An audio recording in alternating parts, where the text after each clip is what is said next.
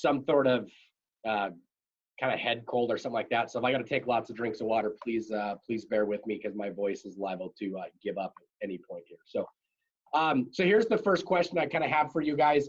If you want to throw it in the chat box, you're more than welcome to. This is more kind of like an internal reflection of, why did you get into EMS? What drew you to EMS? Like I said, if you want to, I wouldn't unmute your mics just because I think we'll get a lot of feedback and things like that. But if you want to throw it in the chat window and just share with me why you got into EMS, you're more than welcome to do so. But amongst yourselves, if you're with a larger group, Ukiah, I think there's only one. Oh, no, there's a couple of you. A couple of that. Larger areas, Colfax, you guys got a decent sized group, but you guys are more than welcome to kind of talk amongst yourselves. Stevens County Ambulance, you guys up there got a couple people in the room, but just kind of, share with each other. Maybe we don't know this, but why you got into EMS and why you got into the field. The reason we ask this question, especially like in our new provider classrooms, is it's really interesting. We teach, EMTs off right, 18, 19-year-old people right off the street. And a lot of people tend to say, I watch Chicago Fire, I watch, Night Watch, I watch these EMS shows, and that's what kind of drew me to EMS. And of course, the problem with that is that's the select side of our job. It's especially if you're talking about the sitcoms, right? The trauma and 911. Now we got 911 Lone Star, which is a superbly garbage show about EMS, but that's okay. But it causes us to think the wrong things about EMS. So if people are getting into the jobs because of those, we encounter some issues. A couple answers in the chat box that you guys can see them. Some are really personal, serve our community. I love helping people, want to give them the best chance possible. Ukiah looks like one, dad was EMS, so obviously family always plays a big role in that. As Wildland and Fire, we decided the crew boss need to be better qualified. I like that one. My babysitter got in a fatal car accident on the way to a house to watch my daughter. The most advanced first aid training I could afford after being involved in a variety of accidents. Luke, it's good to see you as always, man. But you can see kind of the broad spectrums of reasons why we get into EMS. So those are always things to remember, right?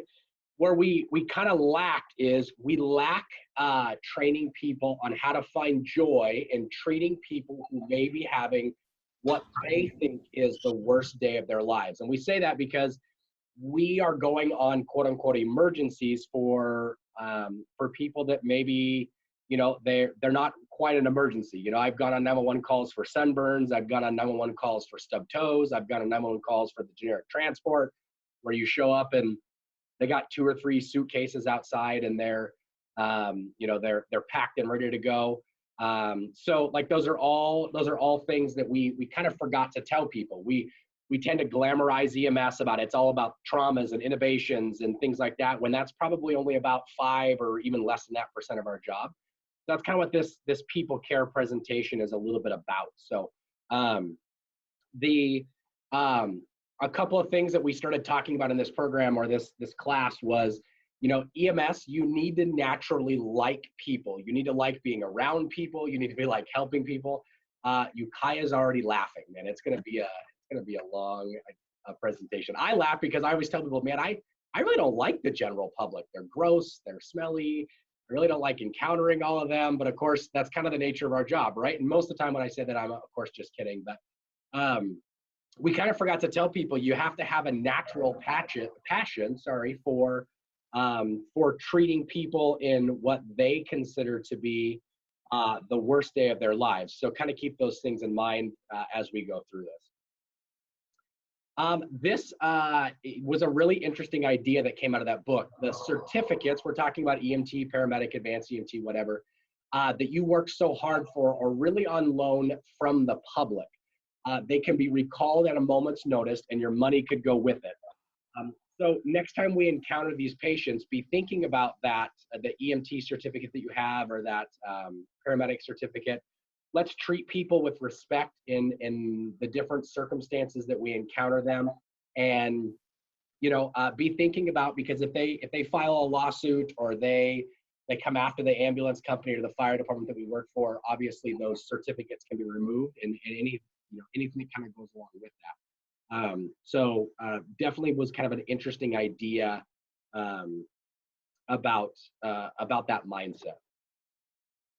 The other big one is we in EMS classes especially we're all about teaching people about innovations and drug dosages and patient assessments, but really we have to have a natural drive to want to help the public. We want to be helping people. We want to be encountering them in the worst day of their lives. Um, Really, because if we don't have an internal reflection, and then we're going to talk about burnout here just a little bit. If we lose that desire to want to help the public or encounter the public, then it's probably time that we kind of move on in our medical careers. The average life expectancy of an EMS provider is only about 5 years. I bet some of us, if we took a poll, I'll bet most of us tuning in have been involved with EMS longer than that 5 year time frame. Myself have been about 13 years. Um, and I'll bet you most of us, we kind of went around the room, we'd be pretty shocked at how long a lot of us have been involved in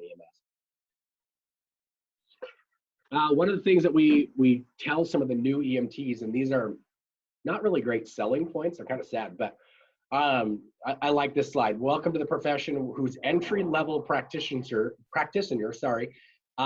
we are ranked 4th from the bottom in the Bureau of Labor Statistics salary rankings. Interestingly enough, Washington State is one of the highest paid average wages for EMS providers. That's kind of interesting.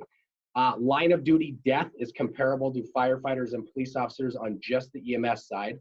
Divorce, suicide, and substance abuse rates soar far higher than the general population. And again, the average career expectancy of an EMT is only about 5 years. Now, the positive side of that is, notice how it says EMT. So they move on to paramedic, they move on to a higher level of practitioner. There's really no way of tracking like how many of those after the 5 years are moving up in the world, or are they burning out or leaving EMS or quitting EMS in general. So don't really have a way of checking that. Just reading some of these chats. Perfect, Julie. Yeah, that's kind of how most agencies are kind of ran. This was the big one when I was putting this presentation together. I had always kind of heard the funny acronym EMS stands for Earn Money Sleeping, which I wish that was always true, but I kind of like this other one. You've heard my stuff on mental health before. That was my goal this year, was to spend some more time on mental health. But I kind of like the every medic suffers. Again, suicide is one of the highest rated causes of death in EMS. The things that we see and experience, on the job, the things that we encounter outside of our job are just taking a larger toll on our mental health. And so just kind of being aware of that. I always throw this out here to anybody. You please reach out to me if you ever have a tough call you want to talk about. I don't care if you reach out via email and I can call you. When my EMT students, I always offer that up to them in all my classes. Some of you met or were tuned in when Bryce was here. Bryce is a really good resource just because he's a non-EMS person. You can bounce some ideas off. We're kind of roping him into EMS a little bit, but I heard a statement the other day that I really like, which is I'd much rather take the time out of my day to talk with you than to attend your funeral. So I would much rather sit down with you and have a conversation than be hearing about more and more of these EMS suicides. 4 truths about EMS. So these are the things that we kind of hid from people. The first one is, in our jobs, we will probably be disrespected. We shift through broken glass and twisted metal, wade through urine and feces and vomit, whether heaping torrents of verbal abuse from people that you're trying to help. And some of that's kind of hard to digest. Understanding that not all of those people are in a sound state of mind is really important. But it's definitely something that we try to tell people kind of right out of the gate.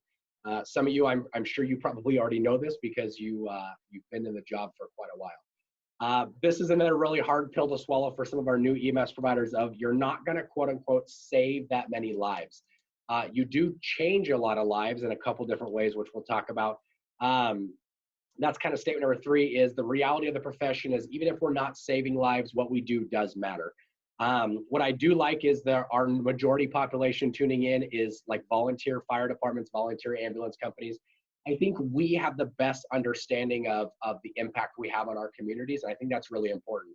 I think some people actively involved in some more corporate EMS agencies maybe miss out a little bit of that, right? They're running more calls. They don't encounter the same frequent flyers that some of these local departments do.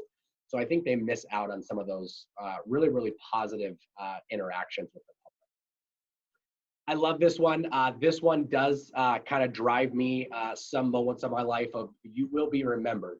I'm sure most of us have a story of someone walking up to us in a grocery store or a gas pump or a public or community event, and they walk up and say, you took care of my grandma, or your agency took care of my father or my mother, and I just want to thank you for what you do.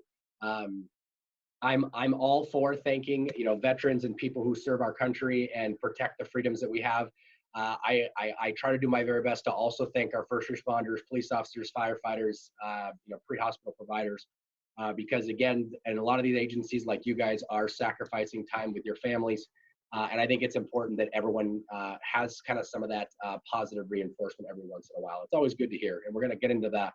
We're going to get into an interesting little analogy here in a second. We kind of talked about that we taught people to expect the wrong things. These are the tough calls, right? The elderly patient who, it's dark 30, you're roosted out of a sound sleep to kneel next to the 87-year-old female to comfort her because she's scared after losing her husband of 58 years last month. And some of us experienced providers, this can rub us the wrong way, depending on our own mental health and our lack of sleep and where we are in our careers. It also does rub some of our new providers the wrong way. They're not familiar with this, right? There's no chapter in the textbook that says how do you deal with this individual, and I think we lack some of that education to ensure that they are prepared to deal with some of these individuals. The other tough population, of course, is that second picture, which is our prescription or our illegal narcotics or illegal drugs individuals, the users.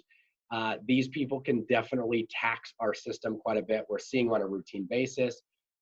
If you want to throw in your chat, like the chat box, if you're seeing these patients, it'd be kind of interesting in some of these rural communities if you guys are seeing the frequent flyer or repeat offenders of some of these overdosed or prescription or illegal drug users. It'd be kind of interesting to know, just because I think a lot of people seem to think this is more of a big city problem, but I think it occurs more often than we think. So throw in the chat box if you guys are seeing drug users, especially on the illegal side, on a regular basis.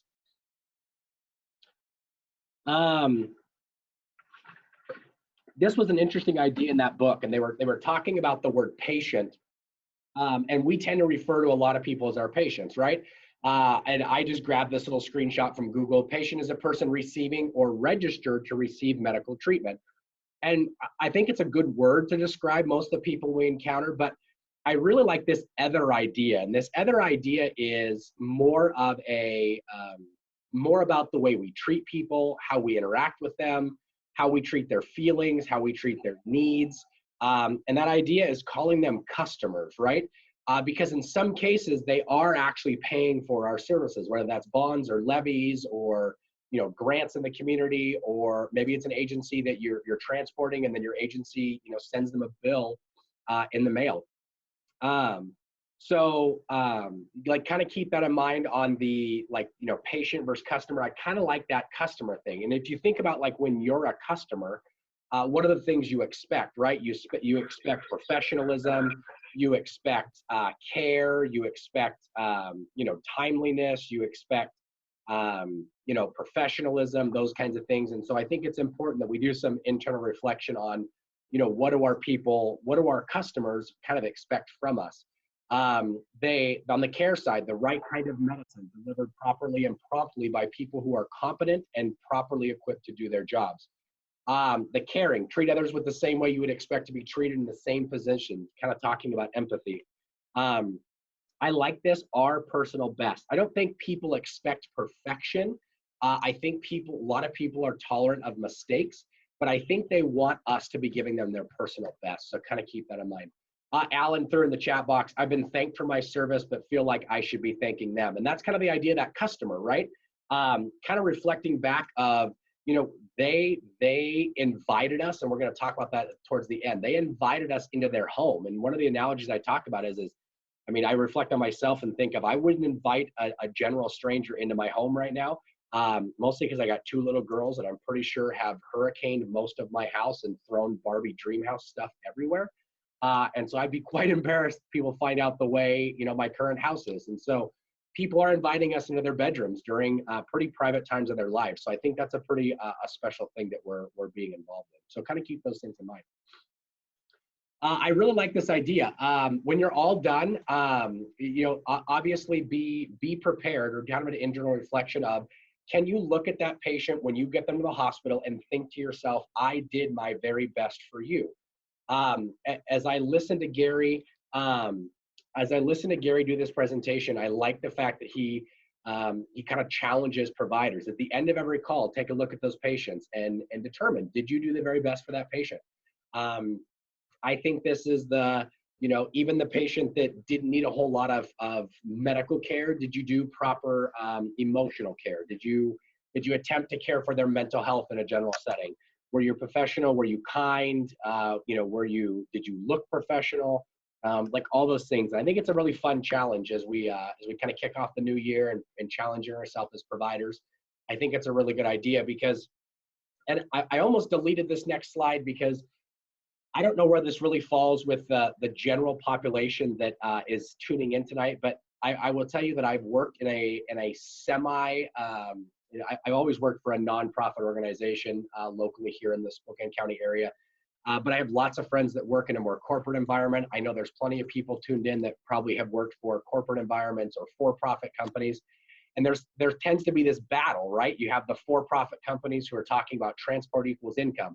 And when we're transporting these patients that don't really need to be transported, in some of these hospitals that we're going to, we get the keep the frequent flyers out of the ER. We're spending resources on them.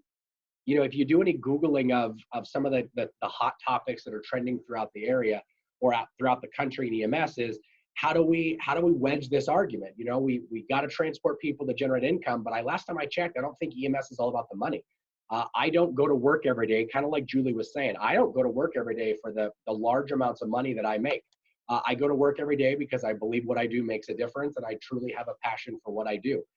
So it's really hard to hear in one ear, you know, transport these patients because, you know, that equals money. And then you get to the hospital, and some of these hospitals are treating you like, you know, they don't want them there because they're a frequent flyer. You know, I've been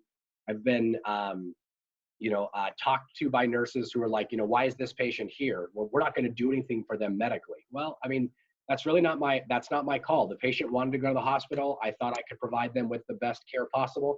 So I brought them here. And then hopefully they can get the care they need. Maybe that's some mental health care. Maybe that's some, you know, a little bit further care that I can actually offer them. So kind of keep those things in mind. Again, I don't know how many of you are struggling with this or have heard this little battle going on the inside of us. Excuse me. I know that, you know, looking around some of the cameras, I know, you know, some of you I know have worked with corporate companies before or for-profit companies before, and have probably had to deal with that before. So that's kind of what I was just kind of talking about. It tends to burn us out just a little bit. But the other one is and again, it doesn't always happen in volunteer environments, but as emergency providers, we frequently eat our own with a tendency to compare ourselves with one another.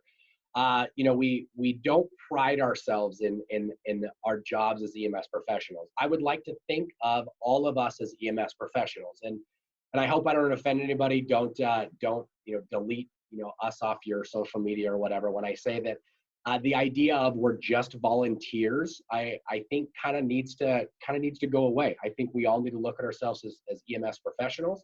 That doesn't mean we have to devote 100% of our time and increase our training and so on. When we come to work and we go on calls, the public is expecting a certain level, and I think we need to make sure that we meet that level every single time. So one of the ideas I wanted to talk about is this idea of professionals. And one of the analogies I have is this idea of like us as professional athletes. And so when I was putting this presentation, my spin on this together, I was looking up 10 things that teammates don't let other teammates do in championship cultures. I'm going to read these 10, and then I'm going to talk about the words that we're going to switch. So the first one is teammates don't let teammates cut corners. Teammates don't let teammates whine or complain. I've been a whiner before. I've been a complainer, so I know what that's like. Teammates don't let teammates make excuses. Teammates don't let teammates act selfishly. Teammates don't let teammates disrespect each other. Teammates don't let teammates divide or destroy the team. Teammates don't let teammates trash the coaches. And again, we're going to talk about the analogy here in a second. Teammates don't let teammates embarrass the program. Teammates don't let teammates give up or give in. And I think we'll talk a little bit more. And then teammates don't let teammates down. So if you look at this list, kind of keep these 10 things in mind, and let's change some of that term. Let's talk about championship cultures being successful teams. Teammates as EMS providers, right? Unless you are a one-person agency, you are a teammate to someone else, whether that's on a call or in your agency. And then when you're talking about the program, we're talking about the EMS profession in general. So if you go back to this, EMS providers don't let other EMS providers cut corners. EMS providers don't let other EMS providers whine or complain. If it's a valid issue and you want to change a protocol, then be that individual who's the thorn in the medical director's side and has that conversation. I'm a big fan of that. Coaches could be your supervisor. It could be who runs your agency. EMS is like one of the worst rumor mills of any job I've probably ever been involved with. And so when little rumors start getting started and they make big rumors, and trying to keep the gossip down is really important. I know some of you work for bigger agencies, and I'm sure we've never, ever been involved with rumor spreading or anything along those lines. I'm just going to make that assumption. Thinking of us as professional athletes, this next picture is kind of entertaining, so for that I apologize. But think about professional athletes, right? We're going to talk about sleep deprivation, ironically about that picture. We're going to talk about like what training means. We're going to talk about some off-season stuff. We're going to define off-season. Then we're going to talk about asset protection. So let's talk about sleep first off, right? I'm a big proponent of sleep, even though I tend not to get nearly as much as I would like in most cases. To be fair, I'm not actually drinking 2 Bang energy drinks at the same time. I think I drink them back to back, so it's nowhere near as bad because I wasn't attempting to drink them at the same time. So just to be fair, Heather, put your hands down. They're gross, they're disgusting, they're bad for you. Knock it off. Anyways, so if any of you are attending the Inland Northwest Trauma Conference here coming up, put on by Providence, I'm doing a presentation on fatigue and EMS. And talking about that. So I don't want to let too much out of the bag, but here's was an interesting thing. I've been doing some research on fatigue because I'm building this about 45-minute presentation. And they're finding that fatigue is one of the #1 constants found in our suicides. So we're hearing about people who commit suicide, who attempt suicide, or or have completed suicide. And they're finding that fatigue is a big factor in that. Sleep deprivation causes you not to be able to really understand what's a cognitive thought, what's smart thinking, those kinds of things. Fatigue is also one of the most common factors they're finding in post-traumatic stress cases. We're learning a lot about this in the military and some of the power that fatigue has. Off season, so in the military, when they're looking at when these soldiers are not involved in active conflicts, the world of relaxing has changed. Before it was all about go back to the base and rest and relax and unwind, and now there's social media and there's video games and just some poor resting phases that we're finding our soldiers aren't getting enough sleep, especially when you look at larger conflicts where conflict is now 24/7 and long periods of time is causing some pretty substantial issues. The most updated statistic is awake for 18 hours without sleep is equivalent to a blood alcohol content of 0.096, which is more than the legal limit to operate a motor vehicle. So again, be thinking about how many times you have probably operated an emergency vehicle well over that 18 hours of sleep. Sleep deprivation in EMS, you're 1.9 times more likely to be injured. You're 2.2 times more likely to commit a medical error like a miscalculation in medication dosage or so on, and you're 3.6 times more likely to be involved in safety compromising behavior. So kind of keep those things in mind. What are the benefits of sleep? They're all great, right? Just mental health and those kinds of things, immune system, release of hormones, all those things are extremely important. So the big question, and I didn't realize that you really can't see that, but can you control sleep on shift? And most of us, if I agree, well, no. You know, whether you're on shift for 12, 24, 36 hours, we really can't control our sleep when we're on shift. So we need to be a little bit better about controlling our sleep off shift. And one of the things that I'm going to talk about in that presentation that's coming up in April, I think it's April 27th is the trauma conference that's at the Marabou Park Hotel is, you know, if we're requiring semi-truck drivers who are operating large vehicles to have a sleep log, how is it that we're not to the point in EMS where there's some sort of sleep control, whether you're operating a fire engine, operating an ambulance, or, you know, if you're a law enforcement officer, you are operating a deadly weapon by having a firearm on your side, and there's no sleep control, there's no sleep requirements. And I think that's a kind of a double standard that I think we're going to start seeing some really big changes in the next couple of years over what that's going to look like. Excuse me. You know, when you look at professional athletes in training, you know, you look at how often they're training, how serious they take their training. And I think the bottom line comes down to, if you think you're if you look at yourself as a professional, whether you want to use the word professional EMS provider or volunteer EMS provider, the public kind of expects when they call 911, they're getting an EMS provider, right? They may not understand that you're only required one shift a month or whatever the case might be. I think we just need to raise our level just a little bit. And like I said, I don't mean to hurt anybody's feelings when I talk about, you know, I think there's a lot of power in volunteer EMS, but I just think we need to devote some more time to training and being a little more professional. This is the one that I really like, right? What do true professionals, right? Professional athletes do with an off season. And when I'm talking about off season, I'm talking about when we're not on shift. Maybe that's at the end of your shift. Maybe you turn your pager off a couple days out of the week or whatever the case might be. When I was building this presentation, I went and researched a couple of off season habits, of some professional athletes. And these were kind of funny to read. This one cracked me up. Dee Trotter, who was a 2012 Olympic bronze medalist and gold medalist, takes 6 to 8 weeks completely off. I love this, where she says, absolutely no running. The only running I do is if I'm running from my bed to my fridge. She'll use her last week to start some easy runs and drills before real base training begins, just so I don't go out and completely combust, she said. So really, it's like when you go home, I'm not telling you to take 6 to 8 weeks completely off, but you know, take 1 or 2 weeks off from EMS every year, whether that's spread out. I was listening to a podcast of a guy who said he takes 30 days off of his professional EMS job. He is a full-time firefighter paramedic for, I think, one of the agencies in Austin, Texas. And he shift trades and uses sick time to take 30 days off in a row every single year, saves all his vacation and just takes 1 month off. He says he selfishly does it in July, because if you've been a paramedic in Austin, Texas in July, he's like, you know how miserable it is. So he takes that off and he bails and takes off. And he said it is added years onto his EMS career. And I think there's great power in that. This one is Jen Rhines. Again, 3 weeks completely off is a good time to take a vacation, do nothing I would consider work. It's also the time she doesn't worry about, you know, what she eats, takes a mental break from stressing about race schedules. And again, I like this statement, you can't be on your game all the time. And I think that we need to understand that we just can't be operating at a high level, high stress all the time.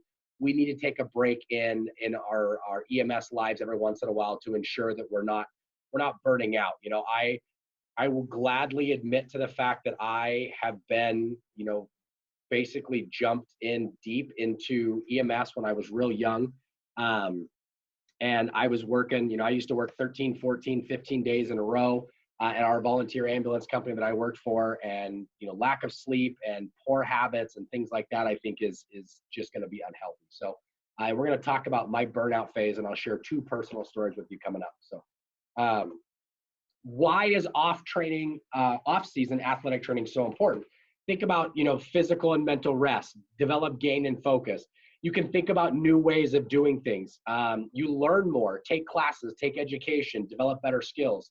You know, like keep those things in mind when we start talking about what that provides for us.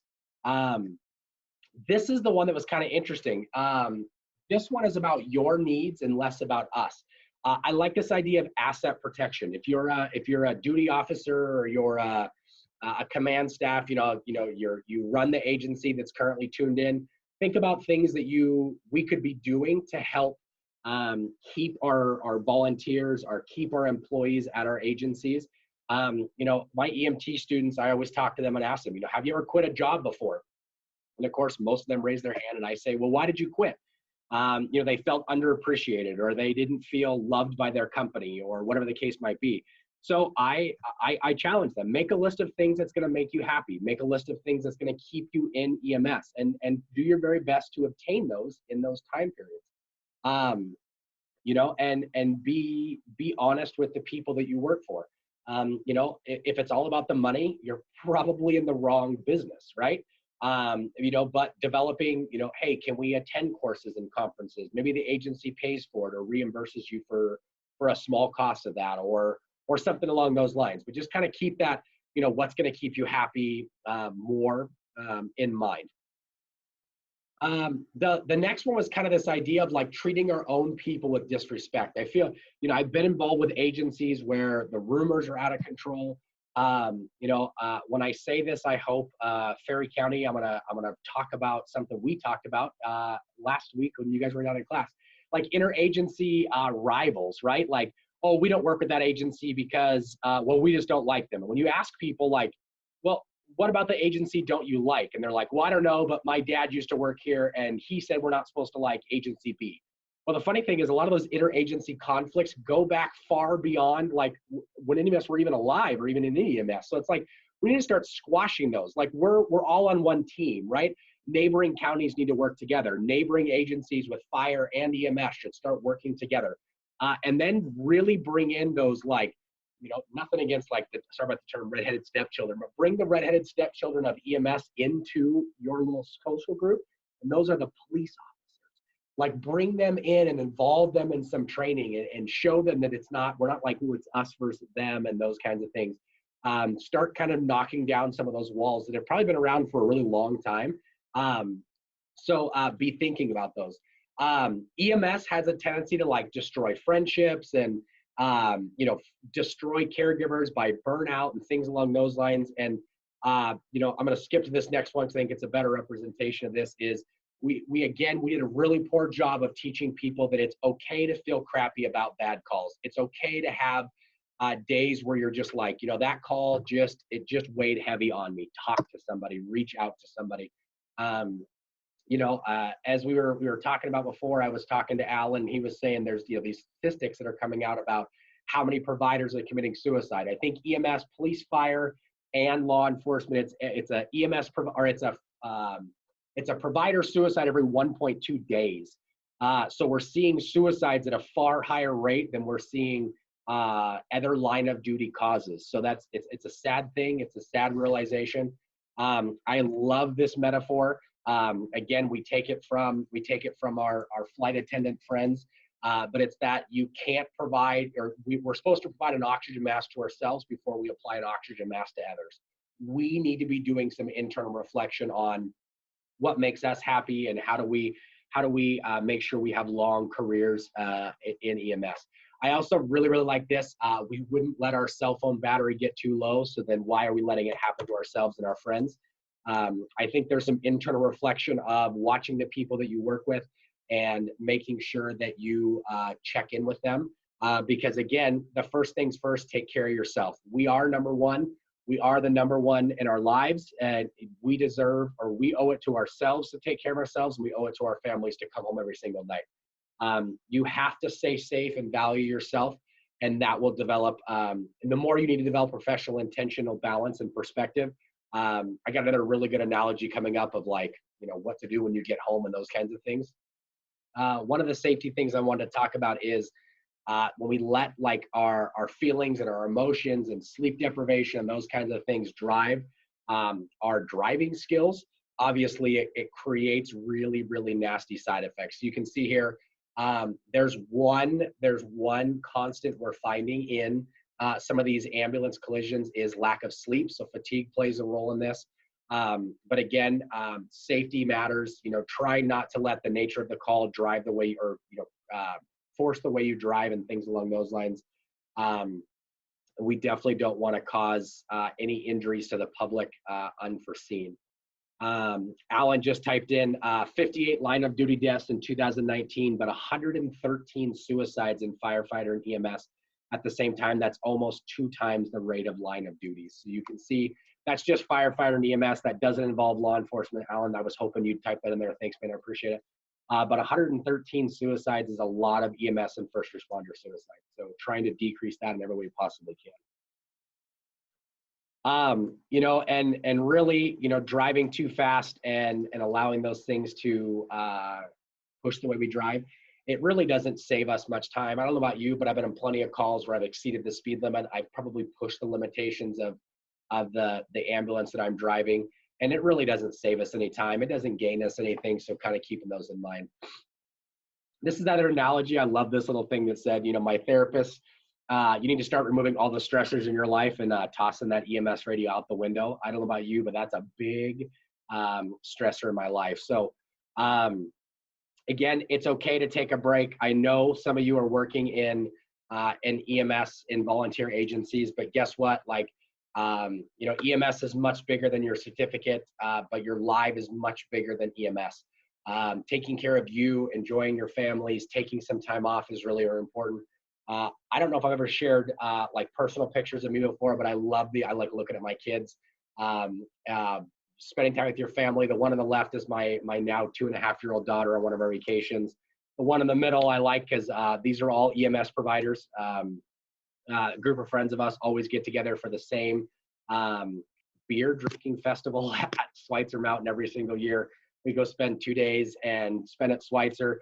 The funny thing is, most of us in this picture are EMS providers. We don't talk about EMS. We don't talk about work. We go up there and just enjoy the time we have with each other and friendship and those kinds of things. And then my oldest daughter is the one on the right-hand side.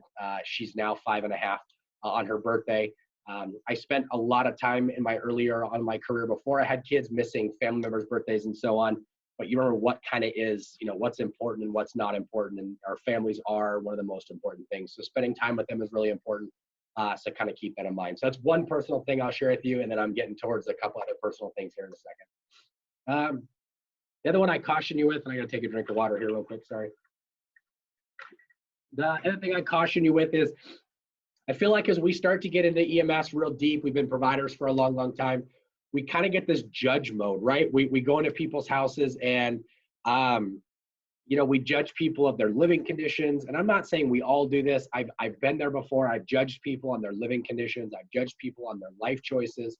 You know, you got the cardiac patient who smokes a pack a day, and you go on them over and over again. Or you have the COPD patient who smokes a pack a day.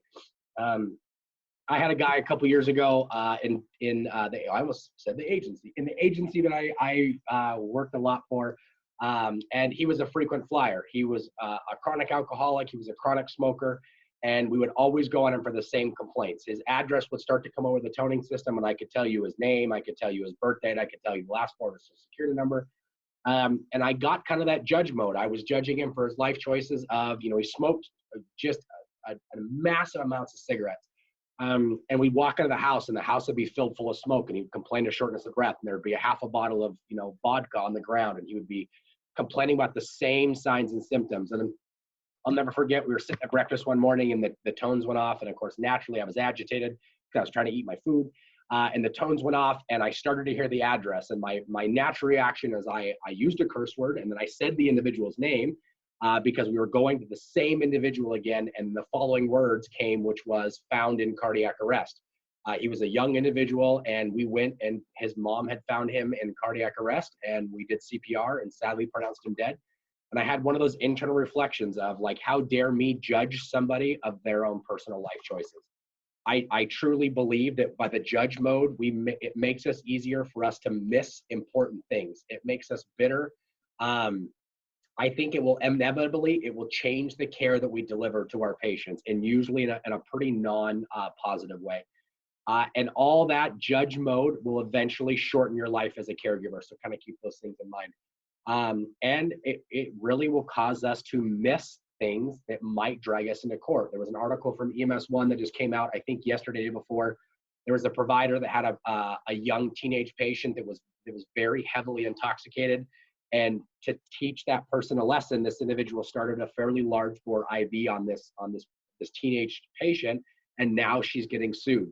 And the justification of say, let's say 16 gauge needle on a kid's arm, or a teenage kid's arm, is not necessarily what that kid needed. And sadly, I think that judgment mode kind of played a role in that. And I think it drove that. So keep those in mind. Like I said, this is more or less, I'm not accusing anybody of using the judge mode. I've definitely just, I think most of us could probably say we've probably been close, if not have been there. But really, here's the deal: judging people, they're somebody's loved one. They're just as they're just as scared as we've been in some of those similar circumstances. On top of this, they get scared, irrational, addicted to drugs. They make bad choices, sometimes over and over again. I don't know about you, but I've made some poor choices in my life. Not all of those I'm going to share with you, because you'd probably stop tuning in. But I mean, definitely something to keep in mind, talking to people about addictions. And that's the next thing I'm going to share with you, a little on the personal side that we'll talk about. But they do terrible things to themselves. But again, do we have the right to judge them for what they're doing? I don't think we do. I think we're there to take care of them.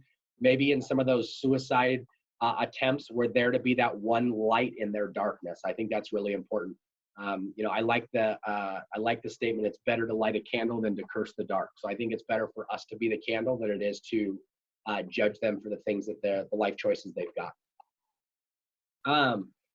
A quick word about obesity, just because I think this is one of those things we encounter obese patients, and I think that tends to be a little bit of a topic that sometimes we get disgruntled because we're having to lift them, or because we're having to care for them on a routinely basis. Take a little internal reflection on that. Most of those obese patients, they struggle on a daily basis. There's really nothing funny about obesity. It's difficult, it's uncomfortable, it is inconvenient, it's a constant objection or object of public degradation. So kind of keep those things in mind. A lot of us may have never had to wage that war, right? We've never had to struggle with our weight or what that does to our bodies. Most of us wouldn't discriminate against people based on their religion, their gender, or their race. I don't think we should be discriminating people on their life choices at all. I think that's important to kind of, again, take an internal reflection look on that. This one is a little bit personal. Think about how lecturing people about health choices looks when you're standing there as a provider and you're talking about, hey man, you shouldn't smoke, or, do you have any idea what that smoking is doing to your body? Or we're going on the chronic alcoholic of saying, hey man, you shouldn't be drinking, or, this is what addiction does to others, or those kinds of things. I'll tell you that, I've spent a lot of years, I've been in EMS for 13 years. If you rewind to my life about 3 years ago, I just forgot the word I was going to use. I have lectured people plenty of times about their life choices, about the heroin they're using, or the drugs that they're using, or the alcohol they're ingesting, or the smoking they're inhaling. I'm going to click through these because the picture I wanted to share with you is coming up. But this was me in 2017. I was just shy of 300 pounds. I will tell you that I, honest to God, couldn't operate at a normal EMS call without being short of breath, without sweating over my patients, and then still having that conversation with them about, how you shouldn't be smoking. Any idea what that's doing to your body? And then me having my unhealthy addiction to food. One day I just decided, and it was actually because of my family, had nothing to do with my job as an EMS provider, but I definitely had kind of an internal look of what it must look like, me as an overweight individual who was very, very unhealthy, lecturing people about their addiction and their life choices and so on. So I think we need to be really careful with that judge mode, because I think a lot of people would be, a little bit offended when we tell them about their unhealthy life choices, when I'll bet you a lot of us have some unhealthy life choices, especially when you look at mental health and some of the things. Using people's names, and this is one of your pre-test or post-test questions. We tend to call people by their complaint, right? We, not to their faces necessarily, but we label people based on, oh, it's the chest pain patient, oh, it's that drug patient, oh, it's that mental health patient. We need to be using this like name first mentality, or people first mentality. It's not the guy in the wheelchair, right? Like it's, Bob, and Bob just happens to be in a wheelchair. I will tell you through some vast research in Washington State specifically, there is one quote unquote disabled population that does not want to be referred to as Susie is deaf. The deaf population wants to be referred to as deaf. They don't like the name first mentality. They're the only population that we've found that's been open about that. The deaf population or deaf individuals are very proud of that. There's actually like an inner circle of deaf people, and you really can't be accepted into the deaf community without being deaf. An individual I was teaching last week was saying that his son was born deaf, and because he got the implants that allowed him to hear, he was no longer being accepted by the deaf community because he now has the ability to hear. So it is a very, very special, group of people and a very special population. So that's question number 2 on your post-test. There's only 2 questions. Was what population of people likes to be referred to by their disability? It's the deaf population. So keep that in mind. But using people's names, I got to discourage against, using the pet names, the honey, darling, dear, sweetheart, pumpkin. I've heard lots of them. I do my very best not to use them. And some people, they find it sweet, they find it caring, they find it professional. And on the flip side, they may find it unprofessional or offensive. So, I like calling them Mr. or Mrs. whatever, not whatever, Mr. or Mrs. Smith or, Susie or whatever until they give me otherwise. The one I really get cracked up about is when I call people sir. Some people don't really like that and they get mad. So I tried to stop using that because they're like, don't call me sir, I work for a living. I'm like, sorry, it was literally beat into my head as a kid to call people sir and ma'am. So I'm sorry. When we don't use their names, we cheat them, their families, and ourselves. So kind of keep those things in mind. I like this idea of when you ask someone their name and utilize their name, they got to hear the sound. They have to localize it. They usually make eye contact with you. And that, really when you call them by their name, that it gives you kind of that mental status look at that. You can look at their baseline mentation. I love the handshake. Hi, my name is Sean, and reach my hand out. I work for so-and-so ambulance company. What's your name? It's Bob. Hey, Bob, very nice to meet you. What's going on today? I'm sorry we had to meet in these circumstances, but what's going on today, or why'd you call us? And then, because I forget people's names so easily, I use their names excessively in the beginning so that I can remember their name for the duration of our transport. So I use the name quite a bit in the beginning to ensure that I don't forget it. Being a good caregiver, I think is really important. These next couple of things are my recommendation of being a good caregiver.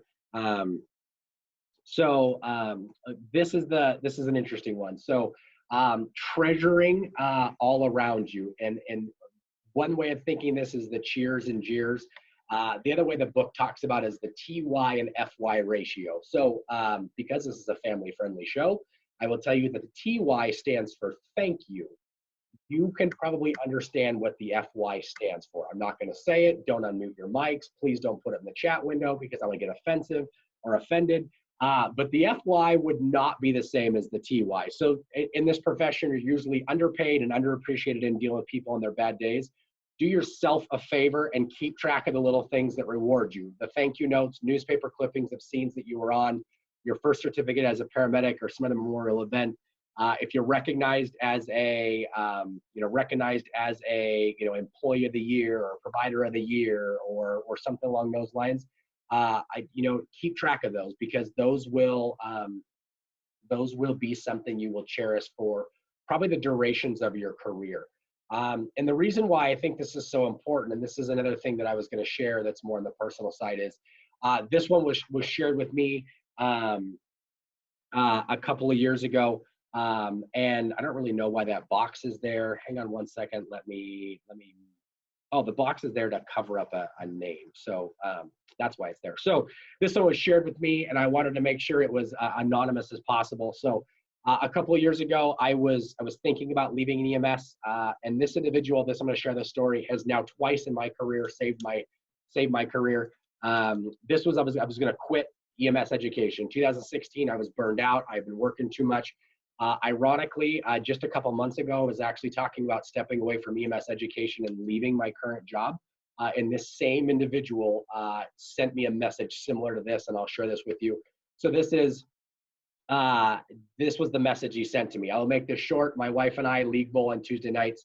This last Tuesday night, about halfway through the 3 games, the owner grabbed me and said he had an emergency. I ran up 100 stairs and found his mother-in-law on the 2nd floor outside deck with asthma, not doing much breathing. I went to work, did what you taught us. Long story short, she had a massive heart attack, 2 rounds of CPR, flew her out to Sacred Heart.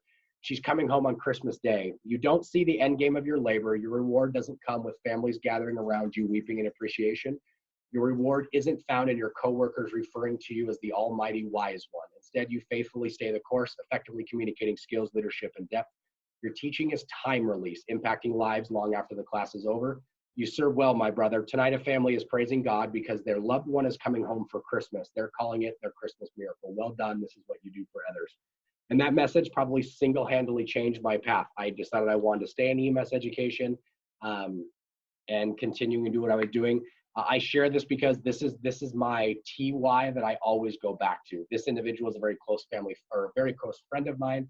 I don't know if he's tuning in tonight or not. If he is, I told him I was going to give him a shout out, so you know who you are.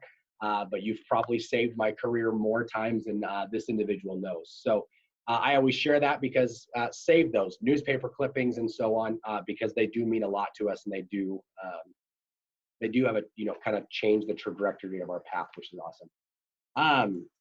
Treasure all that is around you, treating people with respect and so on.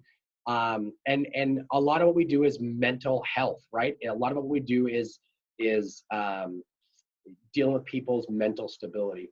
And when people are scared, they may not treat us with the respect that we kind of expect. So kind of keep those things in mind. I like this. As a caregiver, be disciplined to remind yourself that people are scared. If you believe in God, this usually isn't hard to do.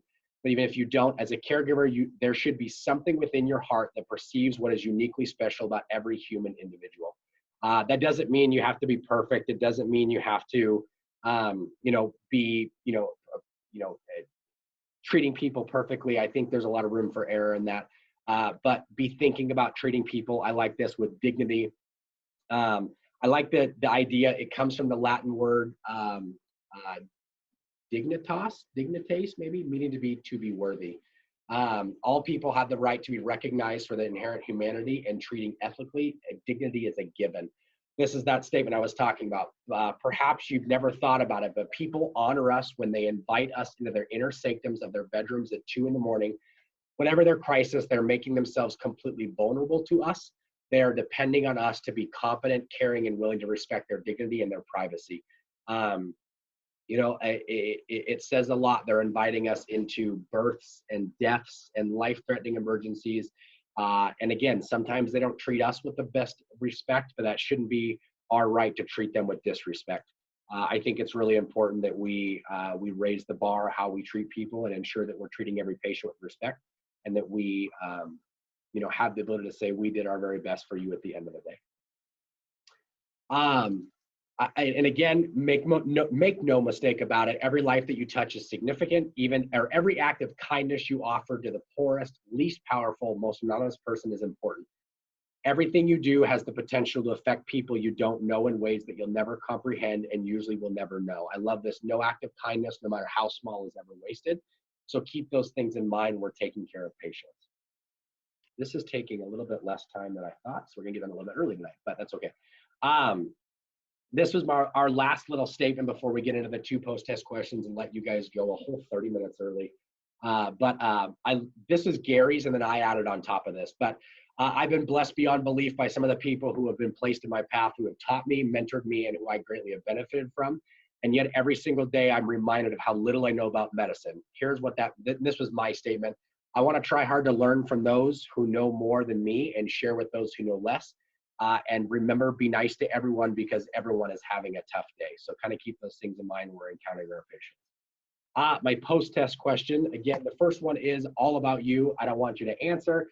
Some of you already did, which is awesome. But remind yourself, if you're in that moment of your career where you're a little bit burned out or a little bit tired, why did you get yourself into EMS in the first place? Maybe you put it on a note card. Maybe you I don't know, maybe you write it on a mirror or something along those lines. Definitely something to kind of keep that in mind. Second question is the disability that refers to be called by their disability is, and we talked about this one. You can type it in the chat box if you want. Luke, the culturally deaf population, you are spot on, sir. Thanks for jumping on so quick. But yeah, the deaf population is the one that refers to themselves by their disability. Just like, the perfect example is autism. We don't say the autistic kid.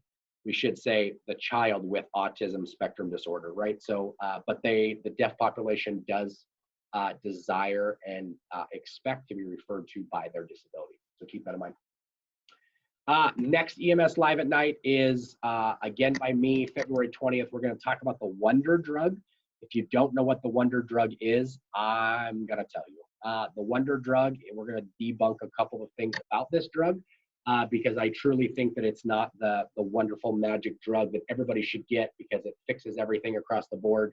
I'm sure some of you know what I'm talking about because I've talked smack about it before. So tune in February 20th, 2020. And we will see you then. I greatly appreciate you guys tuning in tonight.